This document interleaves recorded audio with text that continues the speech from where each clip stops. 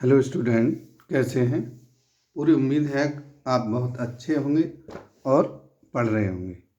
देखिए, next set मैं कराने जा रहा हूँ 20 क्वेश्चन। आपको मैंने बताया कि कोई सा आप सेट ले लीजिए, जैसे आप जो है टुगेदर विद मैथ या आप जो अरिहंत, कोई सा ले लीजिए। अगर आप बहुत अच्छा लेना चाहते हैं कि भाई आपको बहुत अच्छा करना है, तो एक टुगेदर विद मैथ का आता है, ठीक है, तो उसका भी ले लीजिए। बहुत अच्छा पेपर है। अगर आप इसे सॉल्व करेंगे तो यकीन मानिए कि आप बहुत अच्छे परसेंट से पास होने वाले हैं और वेलकम 100% भी ला सकते हैं, ठीक है। जैसे मैंने RD शर्मा का कराया था, ऐसे ही मैं इसके सेट कुछ करा रहा हूँ, तो आप इसे करें, ज़रूर करें। चलिए, तो मैं आपको ये सेट कराता हूँ, ज़्यादा टाइम वेस्ट नहीं करूँगा। तो क्वेश्चन नंबर ये है फर्स्ट। क्वेश्चन नंबर फर्स्ट दिखाई दे रहा होगा।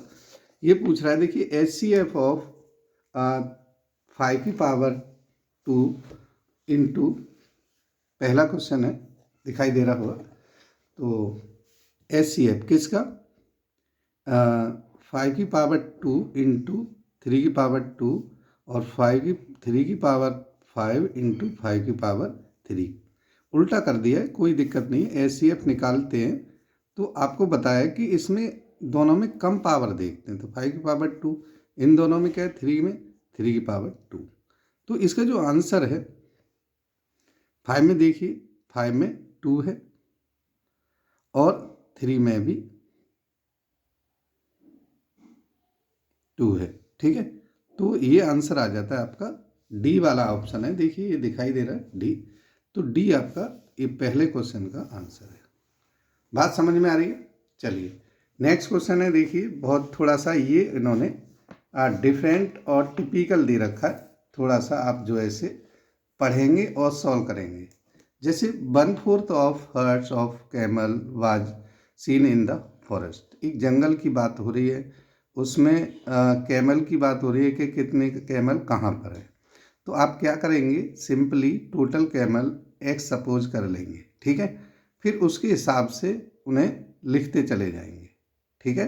चलिए, क्या कहता है कि 1/4 of herds of camels was seen forest. तो नंबर 1 जो है, ये फॉरेस्ट में कितने, 1/4 ऑफ एक्स। टोटल कितने हमने मान लिए, total camel equal to x.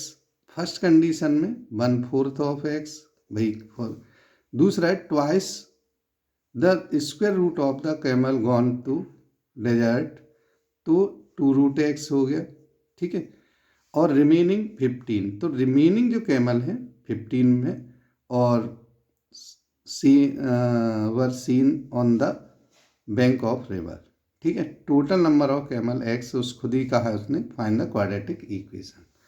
तो देखिए, ऐसे केस में आपको क्वाड्रेटिक इक्वेशन बनानी है, तो आप क्या करेंगे, इसको ऐड कर लीजिए। 1/4x plus 2√x plus 15, total कितने हो गए x। इसका एलसीएम लीजिए, तो आप एलसीएम लेंगे तो ये हो जाएगा x plus 8√x plus 60 equal to 4x। मैंने एलसीएम को भी इधर भेज दिया। तो इस तरह से आप देखेंगे कि x को इधर भेज दें, ठीक है ना, इधर भेज दें x को, और साथ में 60 को भी भेज दें। तो 8 रूट वाली वैल्यू को हम इधर ही रखते हैं, तो ये हो जाएगा 4 में से 3x, और ये कितना हो जाएगा 60, ठीक है। अगर चाहे 3 से तो कोई कटेगा नहीं, तो कोई दिक्कत नहीं, स्क्वायर कर देते हैं, स्क्वायरिंग। अब देखिए, आप जो है जब इतना कर रहे हैं तो एक नज़र मारिए कि जब स्क्वायर करेंगे तो 9x स्क्वायर आएगा। 9x स्क्वायर 2 में है ना, तो थोड़ा सा स्क्वायर कर देते हैं, तो ये हो जाएगा 64x square, X equal to 9x square plus 3600, और 6 3 जा 18, 18 2 जा कितना होगा, क्योंकि हम जो है 360 माइनस 360x, ठीक है। अब देखिए, कई सारी चीज़ें मैच करती हैं कि भाई आप जो है इधर ले जाएंगे ये वैल्यू प्लस की और ये वैल्यू प्लस की, तो 9x स्क्वायर और प्लस 3600 दो में है, एक तो इसमें और एक इसमें। रही बात प्लस माइनस से ही हो जाएगा, ध्यान दीजिए इसी ले जाएंगे तो इधर माइनस ही होगा न कि प्लस, तो -424, ये आंसर बी आ जाएगा। तो आपको कभी भी पूरा ज़रूरत नहीं है करने की कि भाई आपको पूरा करेंगे तभी होगा, तो इसका बी ऑप्शन में हो जाएगा। आ रही बात समझ में? अब आइए क्वेश्चन नंबर 3 पे। बहुत आसान सा क्वेश्चन है, HCF एंड LCM पूछा है क्वेश्चन नंबर 3 में। तो क्वेश्चन नंबर 3 में HCF and LCM, question number 3, HCF and LCM जब पूछा जाए किसका, 12, 21 और 15। देखिए 3 नंबर हैं, HCF देखेंगे तो 3 से सब कटता है, तो 3 तो HCF आ गया। HCF 3 किस किस में, देखिए पहले में, पहला A और C में। चलिए अब जाते हैं LCM पे। LCM देखिए 140 है, जैसे ये, तो ये 3 से नहीं कट रहा है, तो ये कभी नहीं हो सकता। इसका मतलब है कि आपका आंसर C है। ठीक है, तो कितना है, 420। तो आपका जो ये जो आंसर C आ जाएगा क्वेश्चन नंबर 3 का।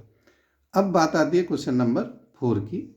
F B solution of AX + BY + C is a pair of value. तो क्वेश्चन नंबर 4 आप पढ़ रहे होंगे और ध्यान से देख लीजिए क्या है। ठीक है, तो किस पे डिपेंड करता है, इसकी वैल्यू किसकी होती है। आप देखिए मैं बताऊं, जब भी कोई लीनियर इक्वेशन पढ़ते हैं तो A और B या C ये क्या होता है, आर्बिट्री कांस्टेंट होते हैं, वैल्यू होती है ना। मगर ये किसकी सॉल्यूशन होते हैं, X और Y के। तो one solution for X, other solution of Y। तो ये एक थ्योरेटिकल क्वेश्चन था जो कि आपको आना चाहिए। बात समझ में आ रही है? चलिए क्वेश्चन नंबर था 4 था, तो 4 का डी आंसर है। Question number 4 D answer. ठीक है, अब आता है क्वेश्चन नंबर 5। क्वेश्चन नंबर 5 ऐसे ही मैंने एक सेट में और बताया था, आपको ध्यान हो तो, अगर आप पढ़ रहे हैं ठीक से तो पता होगा। क्वेश्चन नंबर 5 बताया था। क्वेश्चन नंबर 5 क्या था कि the distance of the point H K from X axis, X axis है तो वाई की वैल्यू देखते हैं क्या है, वाई की वैल्यू के है। और के जो है, हमेशा ध्यान रखना कि जब आप ऐसे कर रहे हैं तो के की जो वैल्यू है मॉड में, क्योंकि एच और के कांस्टेंट हैं, माइनस भी हो सकते हैं, है ना। तो क्या होता है, मॉडुलस में होता है, मॉड हमेशा पॉजिटिव वैल्यू होती है। तो इसका भी आंसर क्वेश्चन नंबर 5 का डी है। क्वेश्चन नंबर 5, क्वेश्चन नंबर 5 का आंसर मॉड के हो जाएगा। आ रही बात समझ में? चलिए मैं इसे थोड़ा ऊपर रख लेता हूँ क्योंकि चीज़ें आपको दिखेंगी नहीं। ठीक है, हाँ। क्वेश्चन नंबर है ये 6। क्वेश्चन नंबर 6 है एलसीएम ऑफ जो will not be multiple of, किसका मल्टीपल नहीं होगा इसमें, देखिए 5, 8, 12, 20। अब ध्यान रखना है 5 का मल्टीपल होगा क्योंकि 5 है, 20 है। 3 का मल्टीपल होगा क्योंकि 12 है और 2 का मल्टीपल भी है। बस 9 एक ऐसी वैल्यू है कि 9 का मल्टीपल नहीं हो सकता एलसीएम कभी भी। 18 नहीं हो सकता, 27 नहीं हो सकता। तो क्वेश्चन नंबर 6 बहुत ही आसान क्वेश्चन था। ठीक है, देख लीजिए टुगेदर विद मैथ का है, तो आप पढ़ लीजिए अच्छी तरह इनको। ठीक है, सारे सेट पढ़ेंगे तो बहुत अच्छी बात है। तो इसका जो क्वेश्चन है कितना हो जाएगा, इसका 9 हो जाएगा आंसर, और 6 का आंसर हो गया 9। ठीक है, क्वेश्चन 6 9 आंसर आ गया। सी है इसका 9। अब देखिए क्वेश्चन नंबर 7 जो आता है, 7 ध्यान से पढ़ें कि 7 क्या होगा। हाँ, क्वेश्चन नंबर 7 दिखाई दे रहा है। क्वेश्चन नंबर 7 ये रहा, sec theta plus tan theta M है। तो मैंने कई क्वेश्चनों में बताया कि जब भी एम हो sec theta plus tan theta, है ना। क्वेश्चन 7 बहुत कम वहाँ पे स्पेस लेंगे, एम है तो sec theta minus tan theta बेटा 1/m होता है। फॉर्मूले से कई क्वेश्चनों में सॉल्व करा है ना। तो आपको ये आना चाहिए। अब इसके बाद कह रहा है कि sec 4 theta minus 2 sec theta tan theta, तो इसका होल स्क्वायर कर दें इसका ही, तो ये क्या आ जाता है, sec square theta plus tan square theta minus 2 sec theta tan theta होता है ना, तो 1/m² हो जाएगा।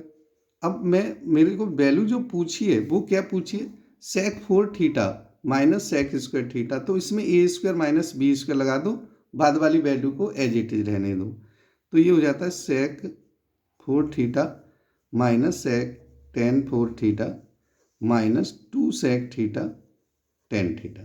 ठीक है, कोई भी स्टैंडर्ड बहुत अच्छे पेपर हैं ये सब, चाहे वह आप ओसवाल का लगाइए, टुगेदर का ज़्यादा थोड़ा सा सही होता है, थोड़ा अच्छा लेवल दिया होता है।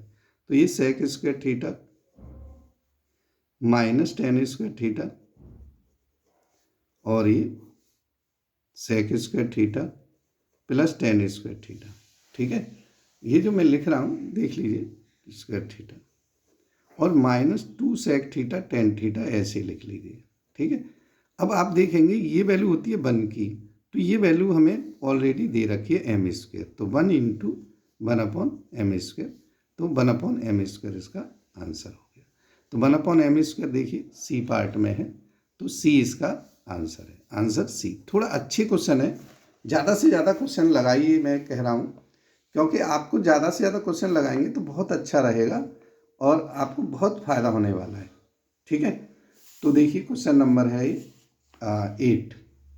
क्वेश्चन नंबर 8 है, क्वेश्चन नंबर 8 देखिए, मैं यहाँ पे ये टिक नहीं लगाऊंगा क्योंकि यहाँ मैं सॉल्व करा रहा हूँ और भी बच्चों को कराता हूँ। तो the value of 2 cos square theta minus 1, ठीक है, 2 cos स्क्वायर 30 माइनस 1। आपको जैसे फार्मूला नहीं पढ़ाते वैसे फार्मूला होता है, पर कोई बात नहीं, cos 60 का फार्मूला होता है, कैसे आएगा वो बता देते हैं। भाई 2 cos 30 की वैल्यू कितनी होती है, √3/2 होती है, नहीं होती, हाँ, तो √3/3/4 हो जाएगा -1, तो इसी कट जाएगा, तो कितना आ जाएगा 1/2 सॉल्व होकर आ जाएगा। 1/2 cos में कितनी की होती है, 60 की होती है। ठीक है ना, तो cos 60 इसका आंसर है, देख लीजिए cos 60, ये रहा cos 60। ठीक है, क्वेश्चन नंबर 8 था और 8 का बी आंसर है। ऐसे ही देखिए, इसको मैंने बताया कभी भी आप देखें बहुत आसान होता है, इसका रेशो देखें, A=E है, A और E है, तो इसमें बताना है कि कौन सा ट्रायंगल इसका जो है कौन सा होगा, सिमिलर होगा। हमेशा A है इसमें तो E होना चाहिए, E नहीं है, ठीक है, ये नहीं हो सकता, A है E है, ठीक है, मगर AB और EF है, तो AB और यहाँ ED है तो भी नहीं है। यहाँ पे देखिए AB है तो यहाँ EF है ना, कौन, ये सिमिलरिटी की बात हो रही है, कॉन्ग्रुएंसी की बात नहीं हो रही, तो ये सिमिलर होगा। क्वेश्चन नंबर है ये आपका 9 और 9 का होगा ये सी आंसर। ठीक है, तो हमेशा ऐसे देख के ही पता लग जाता है, आप ज़्यादा सॉल्व ना करें। क्वेश्चन नंबर 10 देख लें, length of diagonal of rhombus are 16 और 12 centimetre, the length of the side of a rhombus. तो आपको मैंने बताया था कि कुछ जब भी आप इस तरह का क्वेश्चन देख रहे हैं, ठीक है, तो आप क्या करें कि रोम्बस होता है ना, रोम्बस कोई भी है तो उसका आधा कर लें, जैसे एक 16 दे रखा है तो 8 हो गया, 12 दे रखा है तो 6 हो गया, इससे क्या हो जाएगा ये 10, पता है ना, ये √6² प्लस 8², तो 64 प्लस कितना हो जाएगा 36, 100 और 100 का होता है 10। बात समझ में आ गई, तो 10 इसका आंसर है, आंसर बी। फिर आता है ये क्वेश्चन है, और इन द गिवन फिगर नहीं दे रखा है, कोई बात नहीं, लिख दिया है तो मैं बना दूंगा फिगर। तो इसमें सेंटर जो एंगल है वो दे रखा है, ठीक है, सेंटर एंगल आपको गिवन है और पूछ रहा है, तो कोई बात नहीं, बता देते हैं। क्वेश्चन नंबर है, पढ़ लीजिए पहले, द लेंथ दे वाला तो हो गया 10 सेंटीमीटर, बी ऑप्शन है। फिर 11 का TP and TQ are 2 tangent of a circle, centre O POQ is 110, ठीक है, और आपको PTQ निकालना है। तो आपको बताऊं 110, 180 इन सेंटर एंगल और टेंजेंट का एंगल 180 होता है, तो 180 में से 110 घटा दीजिए तो 70 आ जाएगा। कैसे फिगर होगा वो मैं बता देता हूँ। देखिए छोटा सा फिगर बना के ऐसे है ना, ऐसे, और यहाँ सेंटर है ऐसे। तो ये जो दे रखा है आपको 110 दे रखा है, तो ये एंगल पूछा है तो 70 आ गया। बात समझ में आ गई होगी। तो इसका आंसर क्या है, 70 है। क्वेश्चन नंबर है 11, ठीक है, 11 का बी आंसर है। अब देखिए ऐसा क्वेश्चन मैंने इससे पहले वाले सेट में भी कराया, जो नेक्स्ट क्वेश्चन कराने जा रहा हूँ। तो मैं यहाँ पे ओरल ही बताऊंगा, ध्यान से देखें। Find the fourth vertex. तो देखिए पहले और तीसरे को जोड़िए, पहले तीसरा 4 और 13 कितना होगा 17। 17 में से 7 गए 10। तो देखिए 10 किस में, एक में ही, 2 में 10 है, तो ये आ गया ए और बी में से होगा। दूसरा देख लीजिए 1 और माइनस कितना 2, 1 और -2 -1, -1 में से 4 कम करिए तो -5 आएगा। क्या आएगा, -5। तो बी आंसर होगा। ये आपको कई वीडियो में मैंने बताया है, आपको आना भी चाहिए। तो -5 इसका आंसर बी होगा। ठीक है, ओरल करिए, ऐसे क्वेश्चनों को पढ़िए। तो इनमें देखिए ये है the area of 2 concentric circle are forming a ring 154 और ये है 616 the breadth of the ring. आपको क्या करना है, इन दोनों की रेडियस निकालनी है और रेडियस का डिफरेंस कर देना है, वही आपका आंसर होगा। और मैं करके बता देता हूँ वैसे। तो वैसे इसका आंसर देखिए 7 आएगा। कैसे, पहला जो एरिया से रिंग आएगी R1 कह लें, तो वो आएगा 154 अपॉन एरिया है, तो R1 स्क्वायर है, तो ये पाई आ जाएगा। पाई की वैल्यू 22 और 7 हो जाता है। इससे 7 टाइम्स कट गया तो R इक्वल टू इसकी कितनी आ जाएगी, 7 आ जाएगी। R1 इक्वल टू ऐसी R2 निकालेंगे, तो R2 भी ऐसे ही निकालेंगे। कितना ये 616 61 R2 square 616 upon into 7 upon 22 से देखिए हम काटने 11 से, तो 11 से कट जाएगा, 11 5 जा और 11 6 जा, फिर 2 से काटें कितना हो जाएगा, और 2 से 28 हो जाएगा। तो आप देखेंगे कि 14 28 14 का स्क्वायर होता है, तो R इक्वल टू 14 हो गया R2। तो इनका जो डिफरेंस होता है R2 माइनस R1, यही इसकी ब्रेथ होती है। 14 माइनस 7 इक्वल टू 7 सेंटीमीटर आ जाएगा। बात समझ में आ रही है। क्वेश्चन नंबर इसका 7 आंसर आ गया। अब आता है next question. The median of set of 9 district observation is 20.9. Each of the largest observation of the set is increased by 2. अगर हम उसमें इंक्रीज 2 कर रहे हैं तो न्यू मीडियन कितना होगा। आपको मैंने देखिए कई बार बताया कि जब भी आप जो है इस तरह का कोई भी काम कर रहे हैं, है ना, तो आप जो है मीडियन में कोई चेंज नहीं होगा, क्योंकि मीडियन में ये सब जो चेंज इंक्रीजिंग डिक्रीजिंग किस में होता है, न्यू सेट में अगर मीन में होता है ना, तो remains the same as that of the original set. जो ओरिजिनल सेट का मीडियन था वही इसका मीडियन रहेगा। बात समझ में आ रही है। ठीक है, तो क्वेश्चन नंबर ये 14 का डी आंसर है। 15 का क्वेश्चन है। 15 में मैंने बताया, आपको समझ लीजिए, इसमें वॉल्यूम दे रखा है, तो वॉल्यूम में ध्यान से समझिए, वॉल्यूम का रेशो है 8 और 16। इसका मतलब ये क्यूब है ना, तो ये किसका क्यूब है, 2 का। किसका क्यूब है, 4 का, है ना। तो 2 और 4 को काट भी सकते हैं और ये एक रेशो और 2 हो जाता है। मगर आपको पूछा है सरफेस एरिया का, तो अब देखिए 1 का स्क्वायर 1 और 2 का स्क्वायर 4 हो जाता है। तो 15 का जो आंसर हो जाएगा, क्या हो जाएगा, ये ए आंसर हो जाएगा। ठीक है, चलिए मैं बता देता हूँ। जब आपको वॉल्यूम का दे रखा है 8 अपॉन कितना है, हाँ 8 अपॉन 64, तो आप इसे काट सकते हैं। 1 और ये 8 दे रखा है, तो 1 अपॉन 2 हो गया, है ना। क्यूब रूट निकालेंगे तो जब भी वॉल्यूम दे रहा है।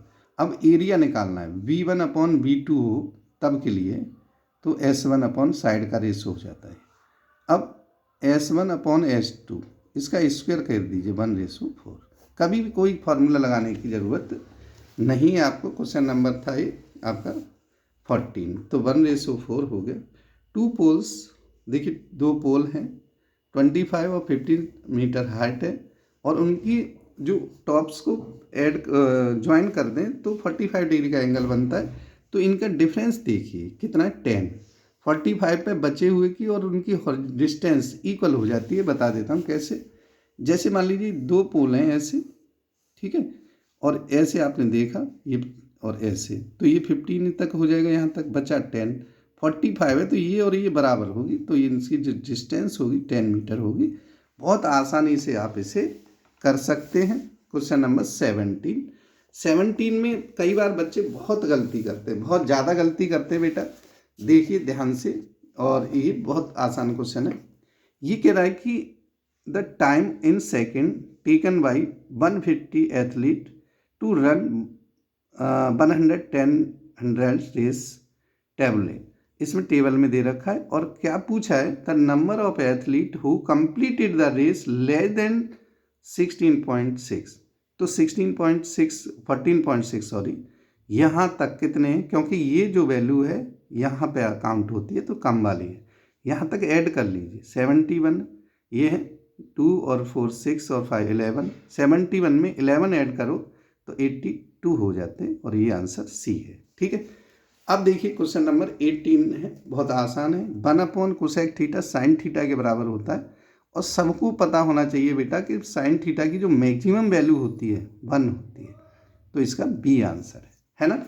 चलिए क्वेश्चन नंबर है अब 19 और 20। 19 20 की बारी है, और ये आपको पता ही है कैसे होते हैं। तो ये जो वैल्यू है आप देखिए, ये दे रखा है एक लीनियर इक्वेशन दे रखी है, हैज ए 1 सॉल्यूशन देन इतना, ठीक है। 1 सॉल्यूशन से आप इसे निकालना है, और पूछ रहा है कि आपको दूसरा दे रखा है कि the system of equation has infinite many solution. बिल्कुल इसका रीजन बिल्कुल डिफरेंट है, आप इसे सॉल्व कर सकते हैं, ठीक है ना। बहुत आर ट्रू होंगे इसमें कि भाई आप इसे सॉल्व कर लें, और 2 इक्वेशन आ जाएंगी, दोनों इक्वेशन से आप सॉल्व कर सकते हैं, ठीक है। But explanation is not true, इसका एक्सप्लेनेशन ट्रू नहीं है। आई बात समझ में, तो आप आंसर इसका बी लगा सकते हैं। ऐसी इसमें देखिए, इसमें क्या है कि 6 इसका रिलेशन तो था नहीं, करेक्ट है वो दोनों, पर ये इसको डिफाइन नहीं कर रहा था। सर्कल 6 सेंटीमीटर सेक्टर एंगल है इतना, और इसका एरिया ऑफ इतना निकालना है, ठीक है। तो ये एक अलग है, और ये कह रहा है एरिया ऑफ सर्कल, इसमें एरिया ऑफ सर्कल है, इसमें एरिया, तो इसका मतलब सही है ये भी, और ये भी सही है। आप निकालेंगे, सॉल्व करके कराए, सही आया, पर ये इसका करेक्ट एक्सप्लेनेशन नहीं है, तो इसका भी बी आंसर है, ये रहा बी। तो इस प्रकार बच्चों आप देखेंगे कि आपको, अब मैंने पहले जो सेट करा रहा था लगभग 1 घंटे में करा रहा था, है ना। अब मैं आपका कम से कम टाइम ले रहा हूँ, क्योंकि आप जो है जल्दी से जल्दी रिवीजन करें, और इनको ऐसे ही लगाएं। देखेंगे कि आप जब कुछ 20 या 10 से ऊपर जैसे ही सेट सॉल्व कराएंगे, तो बस सेट में ही सॉल्व करा देंगे कि आपको बिल्कुल लिखने की ज़रूरत नहीं पड़ेगी। मगर आप गलती ना करें, जब एग्जामिनेशन हॉल में हो तो आप सिर्फ और सिर्फ कॉपी पे ही लिखें। अगर कोई थोड़ी बहुत भी कैलकुलेशन करनी है, जैसे मैंने अभी इस पर टिक भी नहीं लगाया, तो आप भी टिक नहीं लगाएंगे, ठीक है। ऐसे ही सॉल्व करेंगे, पूरा ध्यान रखेंगे रूल एंड रेगुलेशन का। जल्दबाजी में कोई भी गलत काम नहीं करेंगे, नहीं तो आपका बहुत टाइम वेस्ट हो जाएगा, टीचर आपको पकड़ लेंगे तो, ठीक है। तो देखिए ऐसे ही अच्छी अच्छी बातें बताते रहेंगे, आप लिखने की आदत डालिए, बहुत अच्छा लिखिए, ठीक है। आपको मार्क्स मिलेंगे, डरने की कोई ज़रूरत नहीं है। चलिए ठीक है, आज इतना ही। नेक्स्ट एक्ट के साथ आपके सामने जल्दी हाजिर होंगे। धन्यवाद।